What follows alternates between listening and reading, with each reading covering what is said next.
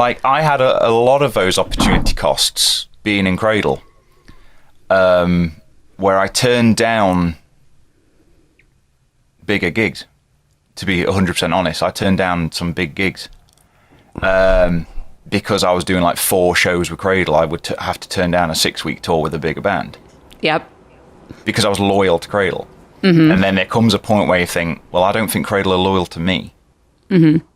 So, to be honest about it. No, absolutely. And then you think back of those moments going, why did I do this?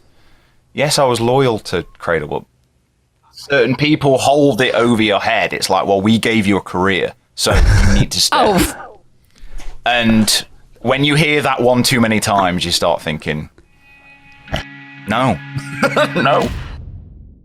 Ladies and gentlemen, welcome back to another episode of 2020. I'm Siobhán, here as always with Ben, who is hiding behind a mask right now if you're watching the YouTube cast, and Cory. And this week we have back again Richard Shaw, our dear friend who has played on Lost Symphony, formerly of Cradle of Filth, now doing a lot of his own projects. And this is an amazing episode where he gets into the discussion about his departure from Cradle and what he's getting into now. Yeah, it's a heavy topic, and he kind of opens up about just the way he was feeling. You know, what goes through someone's mind when you're in a large, successful band and you decide that the better path is to leave that. So, well, I think it's a very poignant story that a lot of people that don't understand, like when you look behind the curtain in the music industry, how difficult it is to be a full-time musician and how hard it is sometimes to join someone else's band and yet be giving your own creativity. So, I mean, I think Richard's very resilient, and I think if you guys listen to him, there's so much that can be taken from this. Yeah, super important episode, about what goes on behind the scenes of all these decisions we make every day as musicians. So without further ado, let's let him talk about it himself, part 1 with Richard Shaw.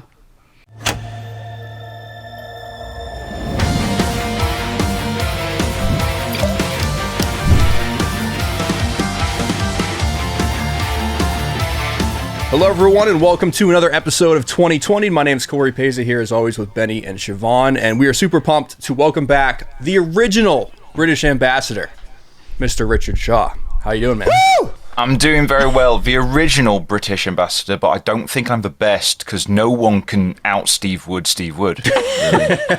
I think he belongs in a category of his own. I think we just need a completely separate title. He might be the executive British ambassador. I put him above the Queen. I gotta tell you that I've been editing for a new segment on the Neurotic Guitarist. It's called Story Time with Steve Wood. And, you know, we have all these episodes with Nuno Betancourt and Miles Kennedy and Tremonti, and they're all gonna get like one. I can do 7, 10 episodes with Steve. There's almost no editing required because he's just like, and this is why Soundgarden broke up. And we're all like... By the way, this Neurotic Guitarist feature is just 2020. Yeah. I'm doing this new thing with Neurotic Guitarists where we play clips from 2020. It's called repurposing of content. So, yeah. So, for anyone that's tuning in that has not been following the show for any time, we've spoken with Richard a few times. It's always some of our favorite episodes. It's been a little while though.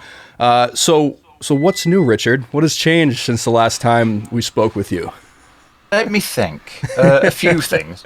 The biggest thing being the most obvious one is that I left Cradle of Filth back in March, but it wasn't announced until I think about 6 weeks later. Just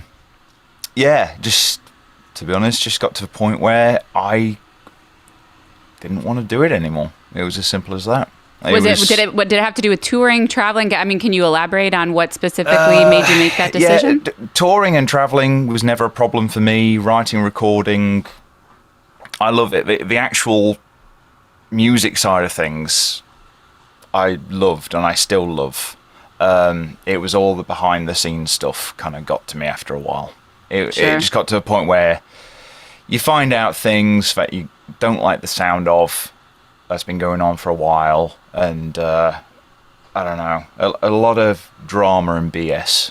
And I mean, I'm a dad now. My life's pretty hectic as it is, without adding unnecessary drama to the bag. And no, I just got to a point where I was like, this isn't fun anymore.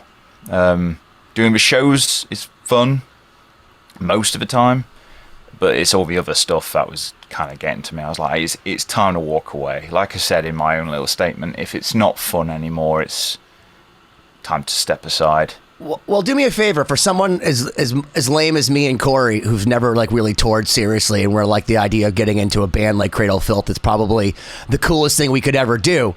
I'd never leave. I mean, that's the best thing that would ever happen. So, like, could you explain to someone, maybe without the intelligence of the people that they have over in the United Kingdom, what type of drama, and I don't mean even specifically to you, but like, I don't understand as a guitar player, I get into a badass band, I'm touring, what the fuck's wrong? What could be so wrong? Like, what's wrong with that?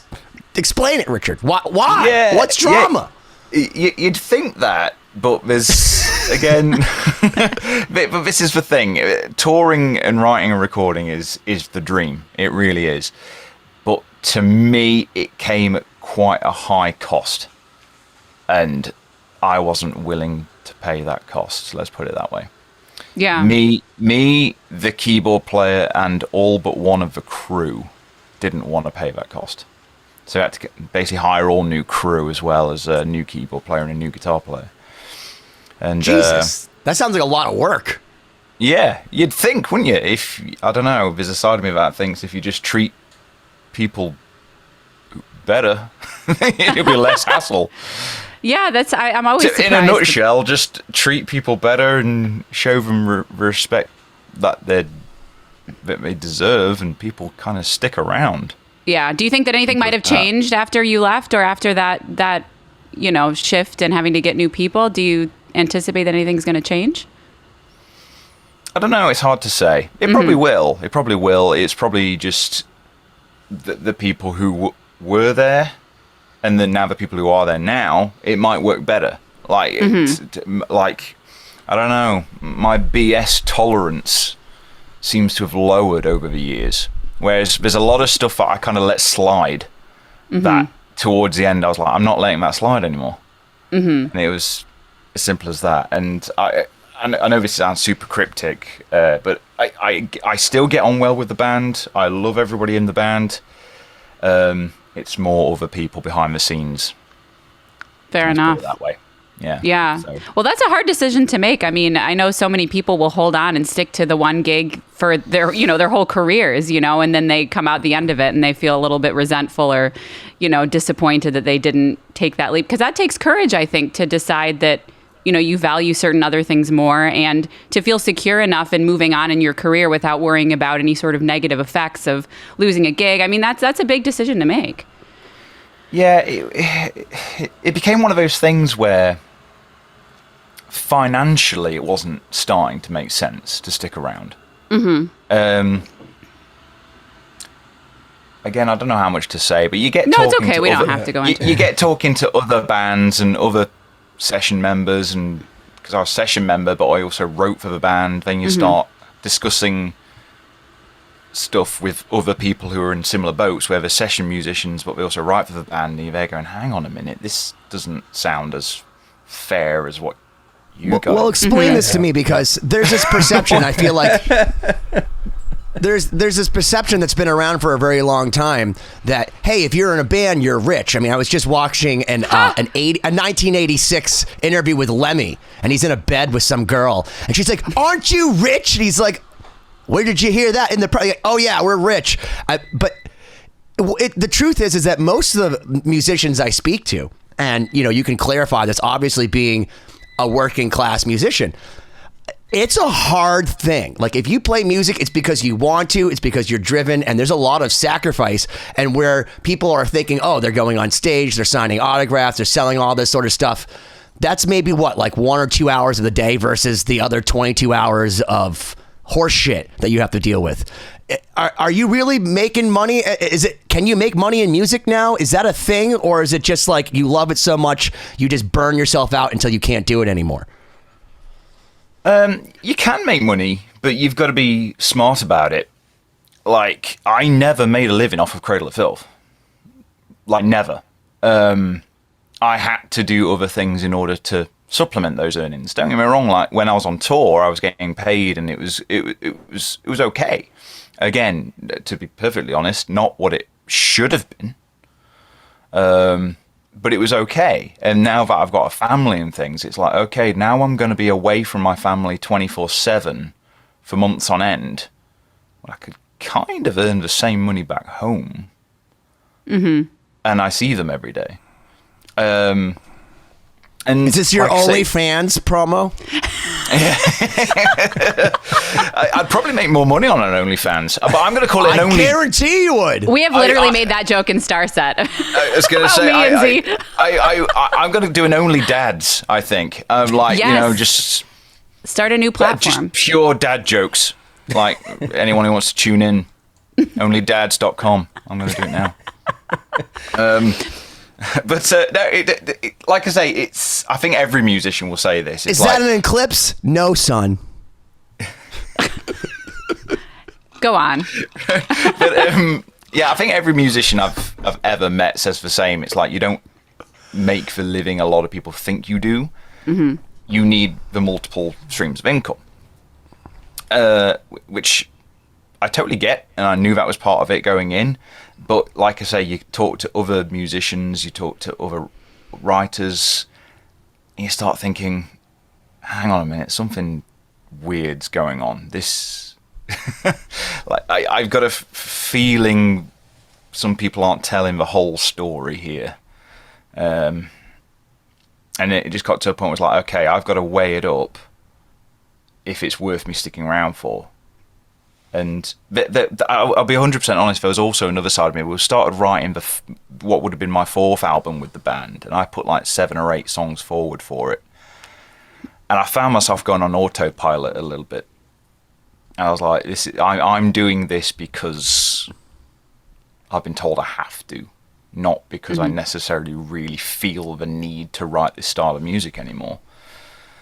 So there was a lot of things going on. It's a lot of things that basically accumulated into me saying, Can we talk about that one thing though? Because when we met you, you were talking about how you went from playing like Andrew Lloyd Webber, being a studious musician, to all of a sudden you're in Cradle of Filth, which is a very extreme, form of metal, and it's awesome. What's the kind of music that resonates with you, and that like when you wake up and let's say you're not in a band, that you find yourself gravitating towards? Like when you pick up a guitar, what do you actually write? Depends on the day. Because it's weird. I've got like, how many songs do I have? There must be over 100 songs I have written that have never been used. Just because I write for the sake of writing, because I love writing. And songs that I've never found a home, or they did in my old bands, or whether they did in Cradle. Are these recorded, or are these all in Richard's head that we have to like download them? Kind of 50-50. Some of them are recorded, just bare bones stuff, and then the rest of it is like ideas I've got in my head that I know it will work. I just need to find the time to get it down. And that will depend on the day and what I'm listening to. Like, with such a diverse background, I can imagine. I mean, with all the different experiences you've had playing, I mean, it would be hard to pin down one style. That's kind of how I feel too. Yeah, I think that's what it is. If you're a musician who loves music, and I'm talking like all music, as long as it's good and excites you and kind of resonates with you, you'll just write and play for the sake of writing and playing, for the pure enjoyment of it. And to me, when I was writing because I kind of had to, there's a sense of like the other guys were like, yeah, this is great, we love it. And I'm sat there thinking, I don't. And this is my own song, and I don't really like it. Well, do you think that kind of music sort of like resonated with you in a certain way, and then you just kind of stopped being so enchanted by it because of the drama around it? Because I feel like that it must be restrictive writing that type of music, and it's amazing. But people that are all metal, I feel like it's hard to get out of that box sometimes, and I feel like you were never in that box. So to get in that box, it might feel constrictive at times. A little bit. Like I said, I did enjoy writing the music, definitely. There were times like towards the end when I felt like I had to, but like you say, with the drama going off in the background, it's like, okay, I've just got off a phone or an email chain with this person that's put me in a really bad mood, but now they expect me to write. And I kind of writing begrudgingly, for lack of a better word. It's like, okay, well, I've got to write. Hopefully things will get better. I'll put it into the writing. But you're kind of there thinking, hang on a minute, I'm writing so that someone else can benefit from this. You have a lot of self-control. I would be stewing for hours and probably not write anything. I'd be like, God, this person is just driving me nuts. It got to the point, and this is why I don't want to come across as a bit of an arsehole, but it just got to that point, like I say, my bullshit tolerance had been lowered to the point where it's like, okay, I've kind of grit my teeth on a lot of stuff. And then it just, I don't know, it's like a straw that broke the camel's back thing, where somebody says one thing where you're like, okay, nah, this is ludicrous now, and you're expecting me to carry on like nothing's happened, and I just can't stick by it anymore. You know, Has this changed your perspective on that area of work in general, or is this something, you know, I know you've got many other things going on. You're now a author of a very cool guitar playing book, which I have in the back here. I'll have to dig out later for the next episode. Me too. Maybe. And you got the lessons going on. Obviously, being a dad, there it is, right there. Yes, Fretboard and Songwriting Theory for Metalheads by Richard Shaw. Incredible. Check it out. So, obviously, you kind of do have those multiple things going on. Is joining another band something in the back of your mind, or is it something you want to take a break from for a little while? Oh, I wanted to do it immediately. Oh, yeah. I never fell out of love with making music. I never fell out of love with touring. Obviously, I'm a family man now, and Charisse, my partner, she's super supportive of it. She met me knowing I was a recording and touring musician. And yes, we have a son now, and things changed slightly, but she's still incredibly supportive, and I can't thank her enough for that. When I was going through the decision, it was a good 9 months of me kind of umming and ahhing about, do I leave Cradle or not? And I was like, if it gets better, I'll kind of wait it out. Maybe it's like when you go through a rocky phase in a relationship, it's like, it's not worth breaking up over. But then I think it all compounded. You go, and then you start thinking about the past, going, oh, but what about this? This happened. And I let it slide, and I shouldn't have. And well, it reminds me of a quote, and I want to ask you if you find this true. So one of my favorites, Charles Bukowski, said, sadness is caused by intelligence. The more you understand certain things, the more you wish you didn't understand them. Do you feel that that's true about Cradle of Filth? I think it's true about the music industry in general. I think that's just a generalization. But this is what I mean. Like, I think it was just one of those things where I enjoyed it for the longest time. Then when I stopped enjoying it, it was time to go. It was as simple as that. But saying that, I went on tour with another band. Like, when Cradle made the announcement, I was actually on tour in Europe with another band. And that was a whole different experience. Smaller band, smaller venues, but just as much fun musically, and there was no drama. And it was just a real good, fun touring experience without all the BS.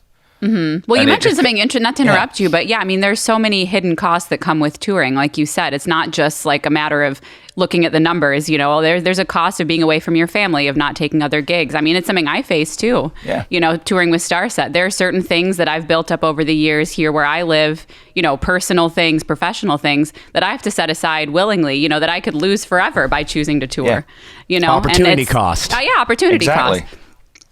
Like, I had a lot of those opportunity costs being in Cradle, where I turned down bigger gigs. To be 100% honest, I turned down some big gigs because I was doing like 4 shows with Cradle. I would have to turn down a 6-week tour with a bigger band. Yep. Because I was loyal to Cradle. Mm-hmm. And then there comes a point where you think, well, I don't think Cradle are loyal to me. Mm-hmm. So... to be completely honest about it. No, absolutely. And then you think back of those moments going, why did I do this? Yes, I was loyal to Cradle, but certain people hold it over your head. It's like, well, we gave you a career, so you need to stay. And when you hear that one too many times, you start thinking, no. I thought we gave you a career. You're playing with Marty Friedman and Betancourt and Alex Everyone's laying claim to your career and we put you in the fucking Guitar World magazine. We fucking made you, Richard. We made you. We made you. I even bought your fucking book. I mean, if you keep like certain people mention this, it's like, we gave you a career. It's like, I was already a musician way before I joined Cradle, you know? It's like, yes, I'm very grateful for the opportunity. I did some incredible things. I'd like to think I'm still going to do some incredible things. This isn't the Absolutely. end of my It's all career. over, man.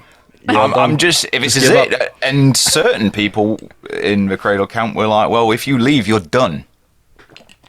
You'll never play with work in another this band business again. You'll never work in this business again, was literally how I was met with from this particular person. Wow. Which made me kind of go, well, you're a bully now. You're bullying me into staying. That's not exactly going to keep me around, is it? Knowing that you're like, Keeps You have a Cory much- around. You have a much nicer vocabulary than I would have for that situation. Oh yeah. Well, just like in any Bully relationship, wouldn't be the it's, word yeah. I would use, but yeah. yeah, it Yeah, was it's just terrible. This particular person, I was just like, I can't work with this person anymore, and I can't stress this enough. It's I think it spells it out, but it's nobody in the band. But when certain people are making decisions on your behalf and you think they're the wrong decisions, it's time to go. They Yeah. Mm-hmm. can make those decisions, but not for me. And I Well, have let me to kind ask you of this. take a bit of control back, to be honest. Do you feel like when you reach a certain monochrome of success that the egocentrism starts to set in for certain bandmates? Because I mean, I imagine, because you meet people in bands and there's some of them that you go, oh my God, they've been doing this for so long that they're not in reality. Sometimes in a good way, like our friend Shannon Larkin. He's never had a real job since he was 13. So he's like, I wonder what my turtles are doing right now. And it's the most beautiful naivety to the world. But then there's other guys that are like, you're not going to be in this business unless you play guitar for me, Richard. Do you think that that's something that when people keep telling you that you're the best at something or you're a rock star for so long that it starts to seep into your subconscious? It can do. I mean, ironically, I'm reading a book about imposter syndrome right now, and I get serious imposter syndrome. Like, even when I joined Cradle, I was like, they've got the wrong guy. Do you think you're Stockholm syndrome for a while? And then it might have been it might have turned into Stockholm syndrome, where it's like, well, if you think this about yourself, maybe it's true, and you should just stay here.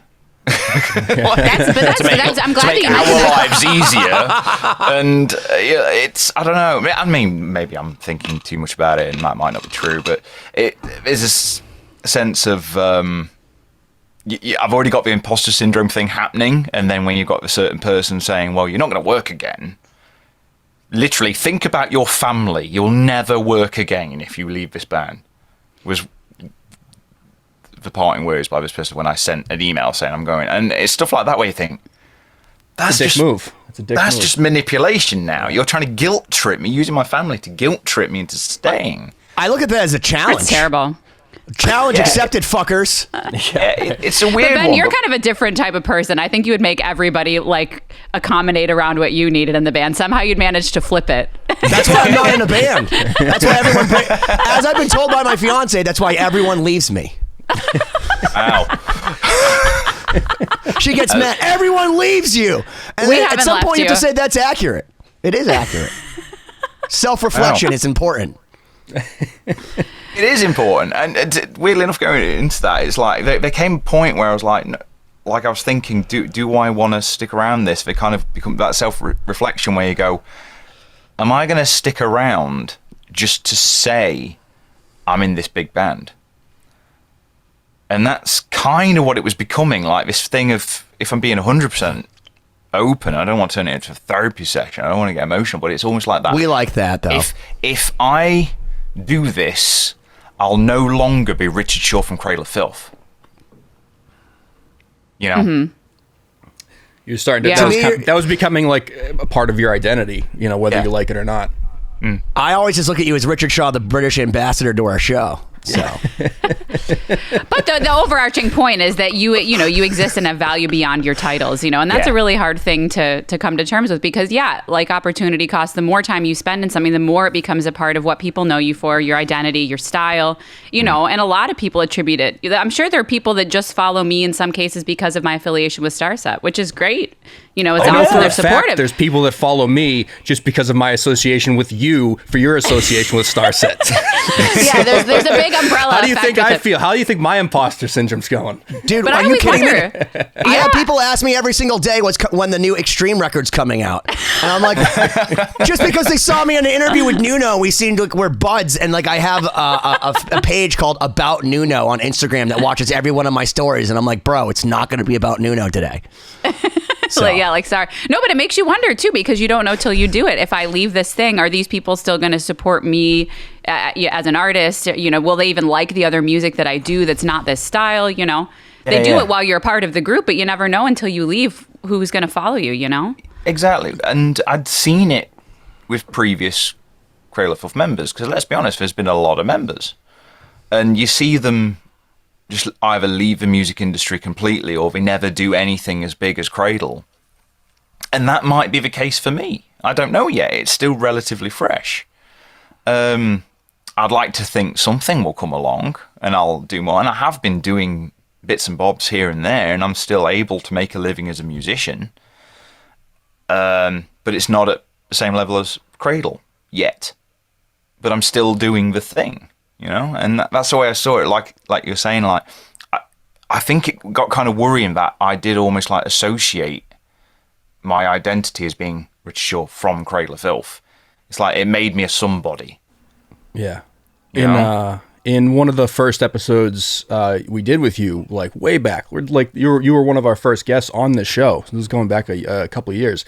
What you talked about was performing. I think it might have been Download or one of the festivals near your house Download. with your earlier band, and it was playing kind of the smaller stage and decent crowd. But you thought, this is it. I have now made it. I've played this sick show. Like, you were at content and excited about your music career at that level, and obviously you had the chance to step up and then play main stage there and have that huge thing. So I think that you're well equipped for this stage in your career, because you've already kind of established that playing music is what you want to do and it's what makes you happy. And despite what anyone says, I think you'll work in this industry again. I don't think that's something you got to worry about. I do hope so. Like I say, that still is the same for me. I'm happiest when kind of two things happen in my life. I'm either spending time with my family or I'm doing something with music. I could be writing, recording, touring, whatever it is. I feel good, when you get into that weird like kind of flow state, that Zen state where like time doesn't exist. That kind of happens. And there's two things: when I'm spending time with my family and when I have a guitar in my hands. And I've been very fortunate that I've been doing this a long time now. I mean, I turned pro, whatever pro means, when I was 21, straight out of university, and I was making a living playing guitar. And I really didn't care what it was, but I was kind of happy. Doesn't matter what it was, I was happy. And then, like I say, with the Cradle thing, I just simply wasn't happy anymore. And I was like, okay, well, I'll go do something else playing guitar then, so I can be happy again. Well, I think you put something really, really good out there, though, in the sense that you first started saying that, you started to associate yourself with being the guitarist from Cradle of Filth, but it's a little bit hippie of a mentality, but I believe that, what you put out to the universe is kind of an incantation of what could possibly happen. So if you say, I am Richard from Cradle of Filth, then you will be relegated to that, versus if you believe in yourself that things can happen. Because I guess one of the things that has made my mediocre talent and this mediocre face made for radio as semi-successful as I have, is I've done a trust fall into the universe by saying, oh, I'm going to do this, I'm going to do that. Like, for example, when we did Lost Symphony, I'm like, we're going to get Marty Friedman. We're going to get Nuno Betancourt. We'll get Alex Scully. We'll get them on one track. And we did. You know what I mean? And it's one of those things where it sounds unrealistic, but it's not to get all Tony Robbins on you, but the power of positive thinking. I found this to really be a true thing, that if you believe and you start to envision what you want to do, then that will happen for you. So I full-heartedly believe with how talented of a musician you are, how great of a person you are, your intellect. I mean, because that's the other thing is, you know, we're lucky to find great guitarists that aren't just mouth breathers. You know what I mean? You have a lot of philosophical knowledge going up there. I think you're only limited by yourself, and I truly mean that, because if I was as talented as you, I'd be president by now. Just so you know. Well, thank you, but I was Prime listening Minister? to what you were saying, but I was thinking of you as being Tony Robbins, but I don't know. Like you can't be Tony Robbins. You haven't got the voice for Tony Robbins. Tony Robbins. I'm not has got one tall hell of a enough. voice. You're not tall enough. But that voice, I can't take that voice seriously, man. I can't take Tony Robbins seriously. Well, I think when it comes to I wish I could, because he comes out with some good stuff, but I'm like, man, but your voice, no.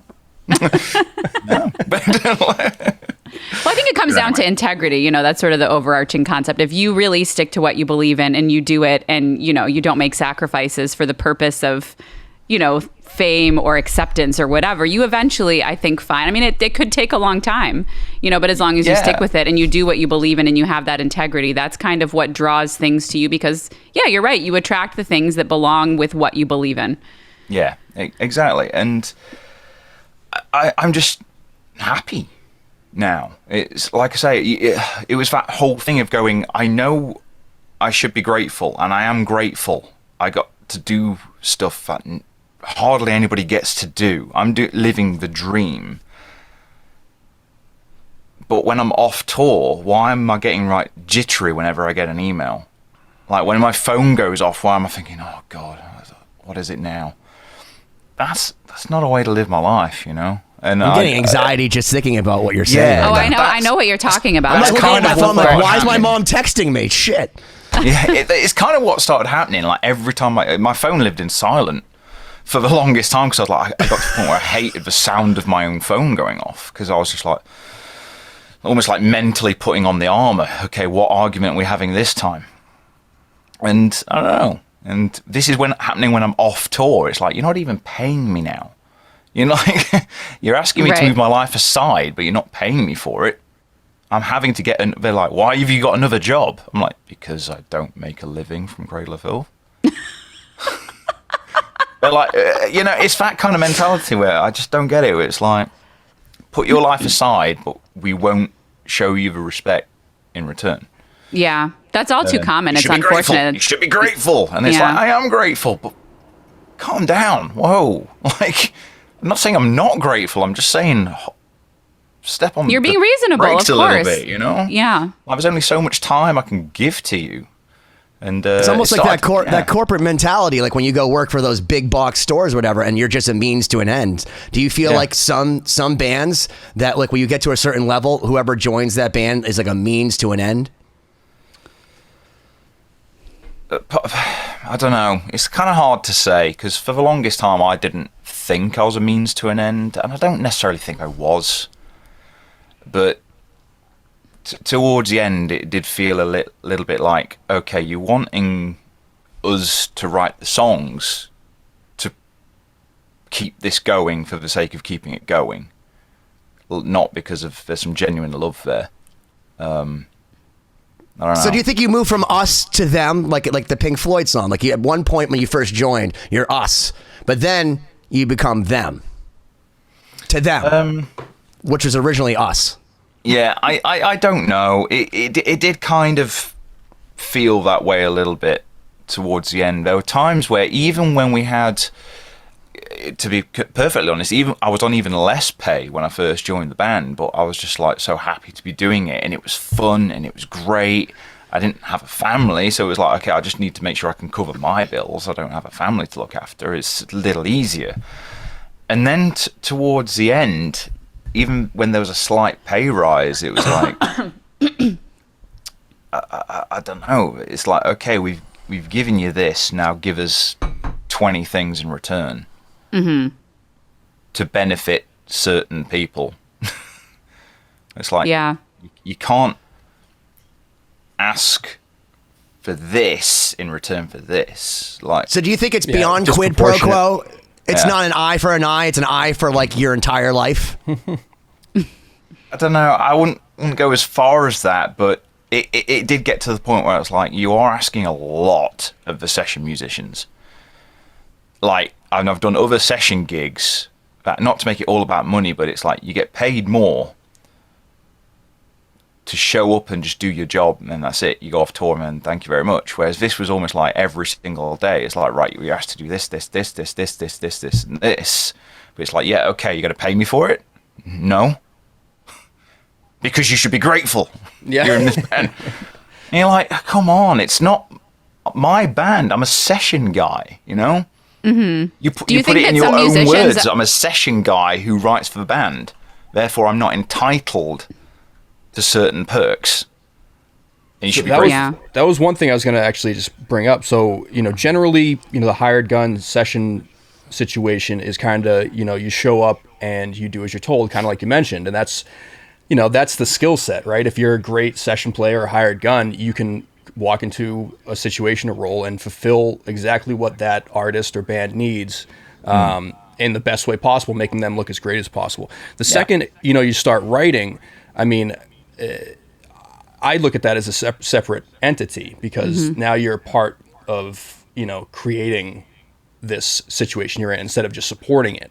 So when you're writing, you were still considered just hired gun? There was no switch over to now you're contributing to this, general IP of this project? It was always a strange one with Cradle, because it was like, yes, you are session. We pay you to go on tour. Learn the songs, go on tour. You'll get paid at the end of a tour. Cool. But then it was like this thing where, okay, you're writing for the band now. And when I first joined the band, it was like, oh my God, this is amazing. Now I get to write in this style of music. Kind of, I don't know, the romanticism of the whole thing, going, oh my God, this is going to be a big project. Like, more people get to hear it than would usually buy my own band stuff. This is, okay, I'm going to take this seriously. And then you do one album, and you're like, oh my God, this is an incredible feeling. Do a second album, yeah, this is great. Third album, in my experience, was like, okay, now I'm starting to clock on, because I need to fulfill the obligations of somebody else. So why do I... Hang on a minute. I thought I was session here. Like, we need songs. Okay, I'm busy trying to make a living, because you're not paying me to write the songs right now. So I kind of do it like, why haven't you picked up your phone? Because I'm working. Well, we need you to pick up your phone, Rich. It's like... Yeah. Text me. Right. Yeah, exactly. And don't get me wrong, it wasn't as simple as that, but there were times when it did get like that. It's like, why not picking up the phone? It's like, because I need to make a living. It's like, what, do we not pay you enough? Well, that's a whole loaded question. Funny you say that. Well, let me ask you this: when you came in with all the piss and vinegar, excited to write that first record, I'm sure you gave them all that you got. And listen, having worked with you, you're an incredible guitarist. Did you write all this stuff that you thought may have been your masterwork, and then it comes out, and then it's like you're the sixth thing they talk about when they're listening to really tunes that you kind of made from your own mind? That's a difficult one to answer, because I kind of went into Cradle knowing it wasn't going to be about me, knowing it wasn't going to be about the session guys. You know what I mean? And it is. It's this weird kind of thing, because Cradle, it's almost like the closest kind of band I can put it to, in a weird way, is it's almost like Alice Cooper. Alice Cooper isn't Alice Cooper. Alice Cooper's the band that became one guy. Cradle of Filth kind of feels like that. It was a band, and now it's one guy, and it's almost like everyone else is a supporting role to make sure that guy and management make money. Mm-hmm. And I don't know, like, it's almost like, if I'm going to be brutally honest, if you call it Danny Filth, go out and call it Danny Filth, I'll happily be a session guy. But I'm not writing any of the songs.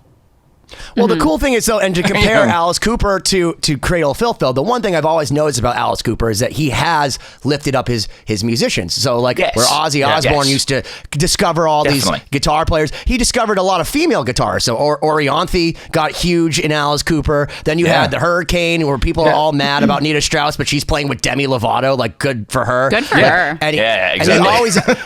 He talks If about anything, that.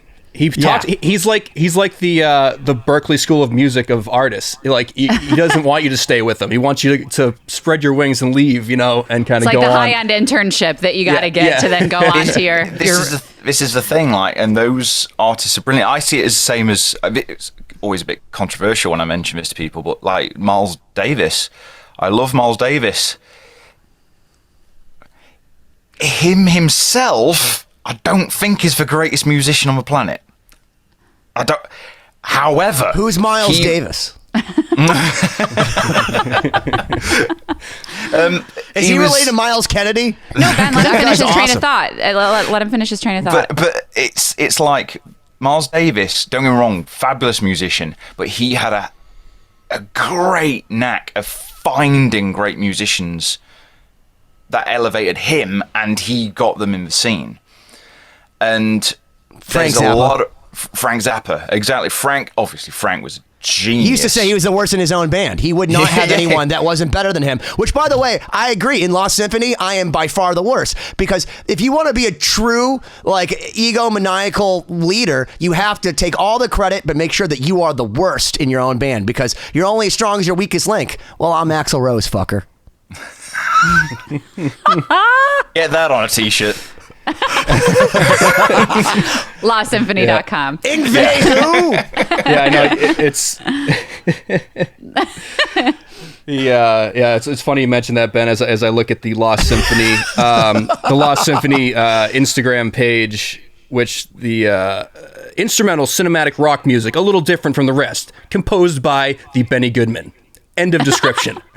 I think my brother may have made that a long time ago. Composed by. You can change it. You have the password. Say that you wrote it. I don't give a fuck. I won't It's notice just for going to be a 7 weeks. constant fight of people logging in and changing the description for our own I'm just band going to page. change it to bass by Cory pays it. That's it. Every day Ignore it's a it all. We different. fired you. That's true. You're, I did. you're the good. You actually got promoted to guitar. That's true. We're going to say Lost Symphony guitar by Richard Shaw. How about that? Yeah, there we go. I'll take the credit. Maybe like, like all guitars, like including like Someone's all gonna the write- soloists. Wait a minute, but isn't that Cradle of Filth? But I feel like the need to clarify, because I know it's we're going a little deep. I'll be honest with you, I'm going a little deeper than I was expecting, but I can't like keep this pretense that everything was okay, because it quite clearly wasn't, but just for the record, like, I was ever so grateful I got the chance to do it, and I love everybody in the band so much. I just couldn't do it anymore. It needed to be fair, and for me, the keyboard player and the crew, it just wasn't fair anymore. And I think you that's articulated all I was that. after. That's Yeah. all I was after. I was like, I'm not after all the riches in the world. I'm not after all the fame in the world. I'm not after anything like that. I couldn't give a about any of that stuff. I think everybody knows that. I mean, you're clearly very reasonable and you love music, and that's your number one priority. Yeah. So it's just like, let's just make things fair. And then when it became clear that things weren't going to be fair, I how let it be known disheartening that is it? I was unhappy and I had to go. I have to say, it seems to me, at least as an outsider, it's disheartening that they wouldn't have tried to make more things fair and to keep you, because I got to be real. So, again, I'll go back to the first Lost Symphony record. Cory and I were working on Premeditated Destruction, and if people haven't heard it, go to LostSymphony.com, check it out. It's in 13, and we threw you a section, and we just said, I hope this fucker can swim. And when you sent us back a track, Cory and I looked at each other and we're like, did he really play this? Like, this is wild. And I remember thinking to myself, and I apologize for being so honest. I'm like, he seems too good for this band. Because, like, honestly, He was and I only definitely say too good that. for this I band. only say that because when I heard you're playing, it was astonishing. In fact, not to shit on the band in the slightest, but it was like, of all the guys we're working with Lost Symphony, this fucking guy, the guy from Cradle of Filth, the dude like literally blowing my fucking face off with these tracks. And then when we came time to do another song, we're like, of all the people we worked with, we're like, who could we get to do it perfectly? And even the guy that's behind us, who's not really even into the metal stuff, he's like, that Richard guy is really melodic. I love what he plays. And Cory and Siobhán and I were all like, Richard!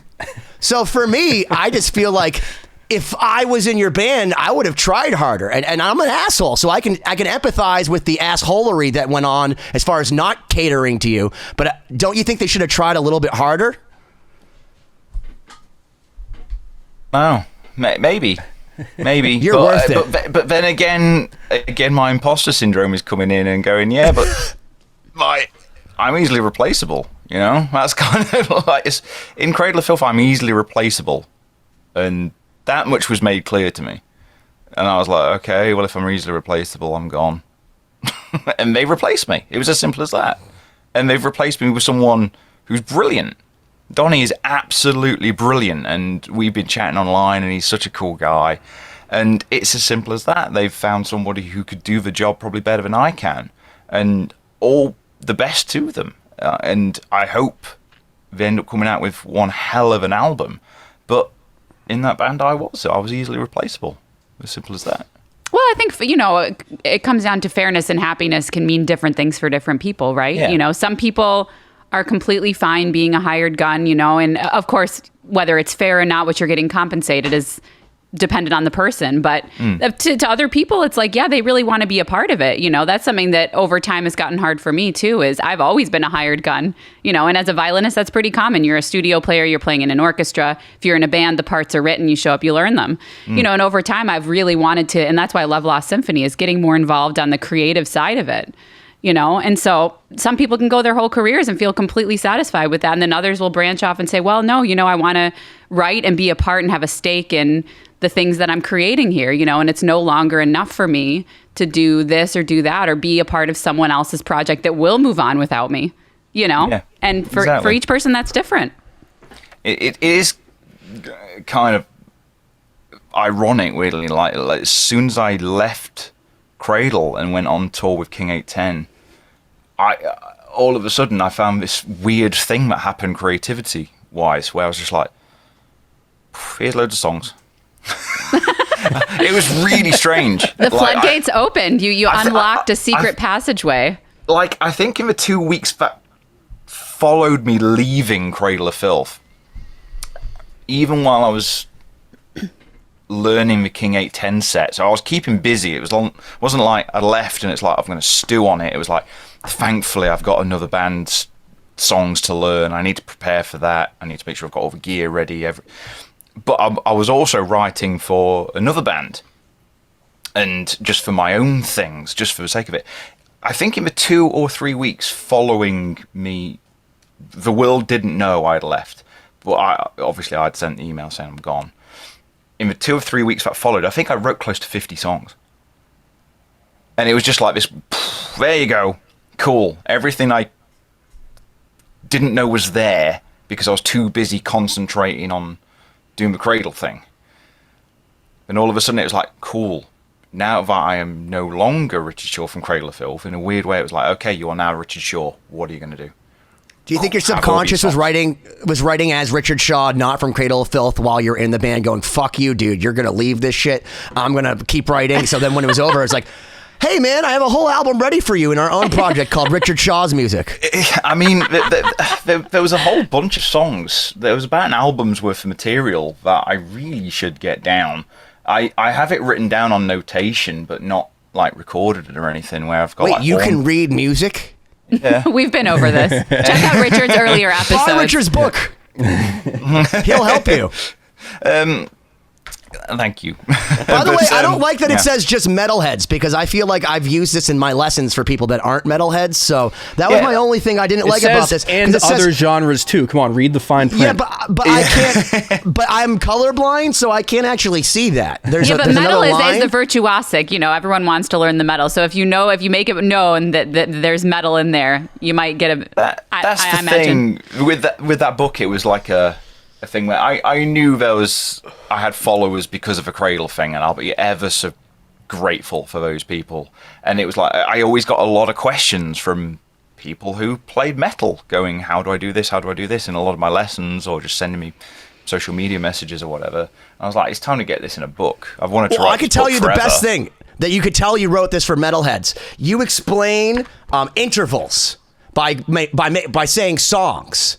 to people like, it sounds like this. And I'm like, oh, it's just the heart and soul chords. That's how you go to the minor 6 from the major 1.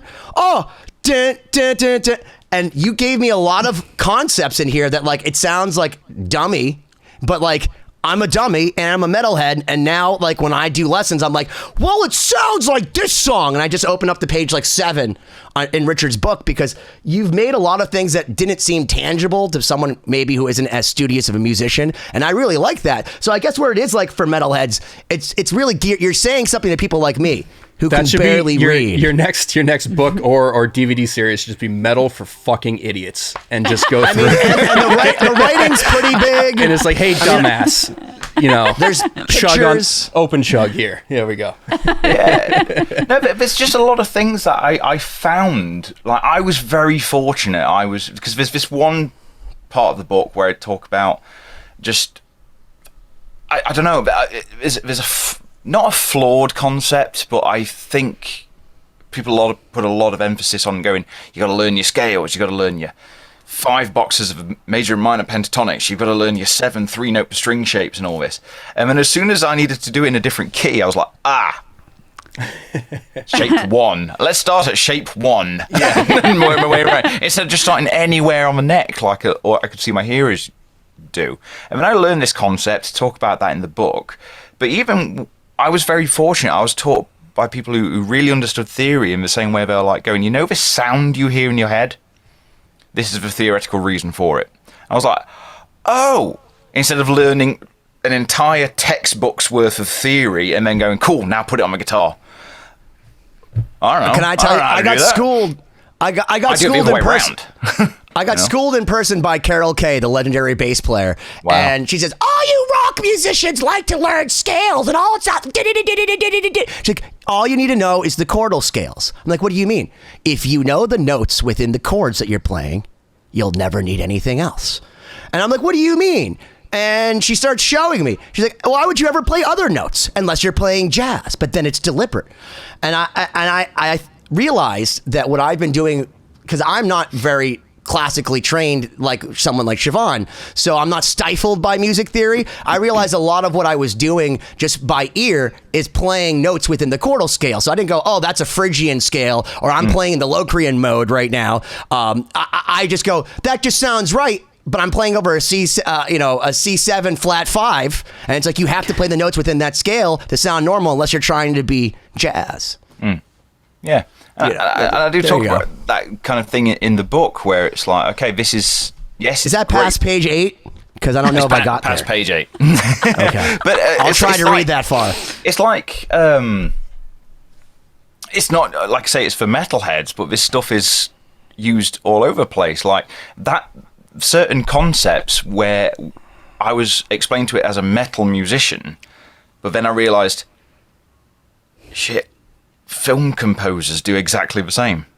Mm-hmm. They just have a different palette to work with, different instrumentation to work with. I was like, that's why the main theme in Jurassic Park sounds so epic, and then you can go, well, Dream Theater do a similar thing, but the instrumentation's different. I was like, oh, but you can even relate it to Van Halen do the same thing, Metallica do the same thing, Earth, Wind and Fire do the same thing. It doesn't matter who it is. And it's like, there's a reason why I think people are drawn to certain styles of music and certain chord progressions. Like I watched a thing with Rick Beato recently where he did the interview with Sting, and Sting's talking about what draws people to music is surprise. Like they like to hear surprise in chord changes or in melody or instruments, whatever it may be, it's surprise. Is that why I'm surprised when Sting sounds good? Just kidding, I love Sting. But I think genuinely a lot of people are, and I've been doing this concept with a lot of people, either in my lessons or even when I've just put videos on my social media, and people seem drawn to certain... I play a certain chord progression and they're just like, oh, that chord sounded incredible.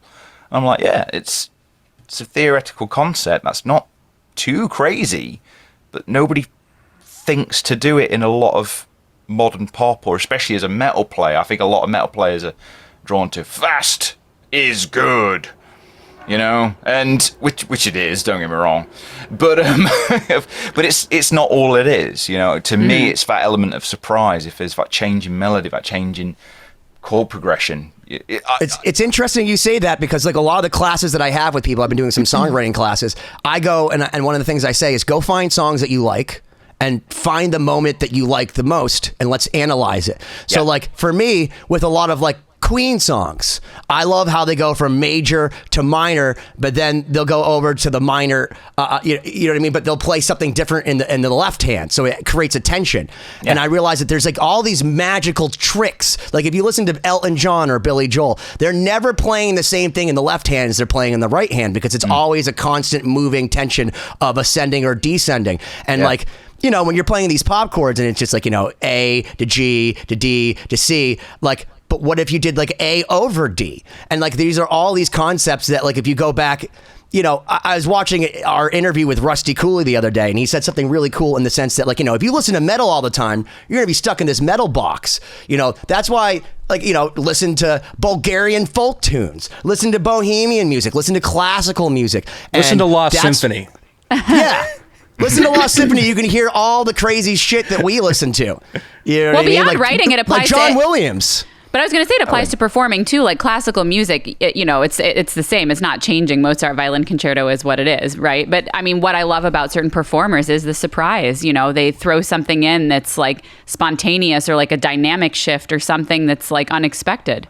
You know, and that's what's brilliant to me too. So I mean, writing, performing, that makes a lot of sense. Can you explain that? Do you mean like, so if Heifetz were to play like the Paganini's 24th Caprice versus you know, you playing the 24th Caprice, is it the dynamics he instills on it that aren't necessarily written on the page that are the surprise to you? Because I feel like it's so regimented with you with classical sometimes music. it depends on the composer, but like for example, Baroque music, earlier stuff like Bach, there's nothing written there. There are certain traditions that you may want to adhere to, but there's so much room for interpretation that is there less notation? Like there's not as much like pianissimo or like exactly. There's almost no dynamic markings or articulation markings. Yeah. When did that come into music? So is that like, so that's 17th century, right? Or I would is it say 18th like century? classical, like the classical 18th century. period, like around, you know, Haydn, Mozart, at least for violinists or pianists. That's kind of when, you know, and then as you got more into the Romantic period, it was very, very like, all right, there's a subito piano here, and this is exactly how you're supposed to play it. But that's interesting. I didn't know that. But if you go back and listen to any of the Bach sonatas or partitas for violin, like every performance that's online or whatever is different, you know, and there are certain things that might be consistent, but that's how people establish their, you know, performing personality as a classical musician is, you know, how they tune their violin, what type of bow strokes they use, what type of instrument they play, what, you know, left hand, right hand. I'm sure same with guitar. I think if a true musician would read that and play it as intended, with every note the same exact velocity. What we're saying is that where you have that with a lot of the, you know, 19th century music. I didn't know this, but Baroque music doesn't have as much of that notation. So do you think that maybe Chopin was sitting there listening to one of Bach's pieces saying, "Yo, pianissimo, pianissimo here"? Like, yo, he started with yo. Crescendo. Maybe Bach didn't write this, and then he's like, we need to create these notations in Italian to let these fuckers know that this is exactly what I want. Well, but it's always funny when people overanalyze some of the markings too, because Chopin, if you look at it, he's got a lot of these polyrhythms where like the left hand will play something that's in like a different, like a sextuplet with like a triplet in the right hand, or the left handle. Well, like Handel, the musician. No, but you know, the intention is that it's supposed to sound free and kind of flowing, you know, it would and then be like people trying to play it too notate robotically. Van Halen solo. It wouldn't make sense on you know, in notation. It's just like these notes fit in this space and it's perfect. And you're not going to nail it, so just move on. Well, no, here's a notation. Just land on your feet. Because that's what Van Halen does. He used to subdivide notes. He wouldn't do 8. He wouldn't do 12. He'd be like 7, 11. But at the end of the day, whenever he hit the 1, he landed on his feet. And that's what's cool about Van Halen. But the amount of rests you'd have to put, and like small, it's fucking ridiculous. Oh, it's like that's jazz why I never solos. tried to play Van Halen. It's like, here's 32 bars to take a solo, and you have no idea where the 1 is in jazz. And then all of a sudden it's like, all right, we're back to the theme, and somehow we made it there all together. There's that nice little hesitation at the end, like, now we're back. Thank God for jazz drummers, because I would lose the 1 no matter what. I went to my first jazz concert ever when I was in Austria at this like tiny little like a concert venue in this old building. That sounds amazing. John Schofield Trio. And it Schofield. Fucking hell yeah, dude. And it really taught me something. I fucking hate jazz. It's awful. It is awful. My favorite part of every jazz piece was when he started to go into a melody and played something that everyone recognized and the whole crowd cheered. And then they'd play something and everyone would sit there confused for 15, 20 minutes. So I'm admitting it. I'm out of the closet that I do not like jazz. I know we've talked about it many times. I gave it my best shot. I liked the part where the drummer hit the snare harder than a ghost note. That was exciting. And it seemed like the entire room freaked out. They're like, holy crap, drum solo. A little bit of rock. A little bit of rock came out. There's a backbeat. There's a backbeat. Oh, shit. I'm like, yes. And then it was just back to... And then it was just three dudes playing their own songs for 20 minutes. And then every now and then they'd come together for like 3 minutes and everyone would cheer and be excited. And then they'd go back to doing their own thing. So I could tell you where jazz got good for me. I'm on. There's only one record for me where jazz was right. And for me, it's David Bowie's Black Star, because when David Bowie was dying and nobody knew it, he decides he's going to make one last record, didn't tell anyone he had cancer. He went to a bar in New York City and he found this crazy freestyle jazz band and basically took these like 25-year-olds back to their own backstage area, because it's him at their show, saying, hey, I'm David Bowie. And they're like, who? And they're like, yeah, I'm going to die. Can you come play on my record? And if you listen to Black Star, it's some of the craziest fucking jazz playing, and it's like freeform, but then David Bowie reels it in. And it's like so surprising, but then it has so much melody because then you have David Bowie singing over it. So I encourage you, like for me, the only time that's really existed for me in a way that works is exactly how you said, when they go to melody, but then it's followed by total surprise. But then just as you're losing it and your eyes are going glassy, David Bowie sings. Well, there's such a large spectrum of jazz music. You know, you have to find what suits you. I mean, if you want, I would check out. No, there isn't. Yes, there is. Check out Oscar Peterson. I love jazz piano. I like piano-centric jazz, you know, so it just kind of depends on the combo, the style, you know. I will also say, when we had Rodolfo Zuniga on, I listened to I liked his music. So I'm not, awesome. I was being more facetious. Is that jazz, though? Yeah, he's jazz, but he plays all styles. But I mean, his composed that's more music than jazz is jazz to me. Good. Apparently, that's what I like more than jazz. But it's like fusioning. I don't know. I like when musicians come together to play something that elevates them. There's something about the freeform stuff that I can't. I guess I listened to too much very strict prog metal growing up, I guess. So like I like things to be locked. I'll leave it at that. Rodolfo does. Rodolfo has musicians play what seems to be completely random lines, but in tandem. So maybe that's like same thing with Dream Theater. Like John Petrucci's probably like, you know that John Schofield guy? No one can listen to him, but let's write something as fucking weird as that. But then have John Moo Young and Mike Portnoy, or Mike Mangini, depending what year, all lock in together. Now it's not jazz. Now it's progressive Dream Theater. There it is. and now on this incredibly weird note, I think we're going to end part 1 with Richard Shaw. Is it an 11th? Is it an 11th note? I think the last 10 minutes did not even include Richard. Sorry. No, it's fine. It's quite all right. I was enjoying listening. We've gone off the rails. We haven't done that in a while, probably since the last time we had Richard on. But we love him. Yeah. So thanks, for hanging this first hour, Richard. In the next hour, let's get into, what you have going on now and what the future holds. Anything you want to let people know about, aside from your awesome book that would make a great gift for any musician, metalhead or otherwise? And Lost Symphony Chapters 1 and 3, also featuring Richard Shaw. LostSymphony.com. You said it there. It's the book, and I'm just doing more things, which we'll talk about in the next episode. All right. Where can people get the book, by the way? Amazon. And it is called Fretboard and Songwriting Theory for Metalheads and Other Genres Too. All right, so stay tuned for part 2 with Richard Shaw. We can't wait to dive in next. How about this? We have the Snot House, right? All the guys in Snot live together in one house. Yes. Okay. And we rehearsed next to the local strip club next door. So we'd be jamming in the day, take a break and go into the strip club and pull the strippers out. Oh yeah, they'd be wanting to hang out with us because we're Snot. And they'd come and watch us jam, and then we'd take them back to our apartment, or not apartment house, to the Snot house, and they would buy us all groceries, and they had money, we didn't.